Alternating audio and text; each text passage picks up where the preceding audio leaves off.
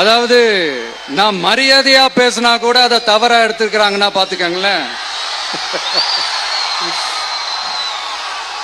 அதனால யார் என்ன சொன்னாலும் அறிஞர் அண்ணா அவர்கள் சொன்ன அந்த பஞ்சு தான், வாழ்க வசவாளர்கள் அப்படின்னு சொல்லிட்டு போயிட்டே இருக்க வேண்டியதுதான்.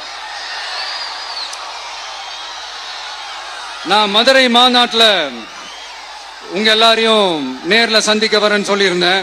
அப்படி இன்னைக்கு உங்களுக்காக நம்மள மேலையும் கீழையும் ரொம்ப மோசமா ஆண்டுகிட்டு இருக்கிற பாசிச பாஜக அரசையும் பாய்சன் திமுக அரசையும் கேள்வி கேட்கறதுக்காக வந்திருக்கிறேன். இந்த பாஜக அரசு நம்மள கொஞ்ச நெஞ்ச கொடுமையாங்க செய்து பீகார்ல 65 லட்சம் வாக்காளர்கள் ஓட்டர் லிஸ்ட்லயே காணோமா. இது என்ன பெரிய விஷயம்? இதை தாண்டி இன்னொரு விஷயம் இருக்கு. இந்த எதிர்கட்சிகள்லாம் ரொம்ப சிம்பிளா சொல்ற மாதிரி சொல்லணும்னா ஓட்டு திருட்டு.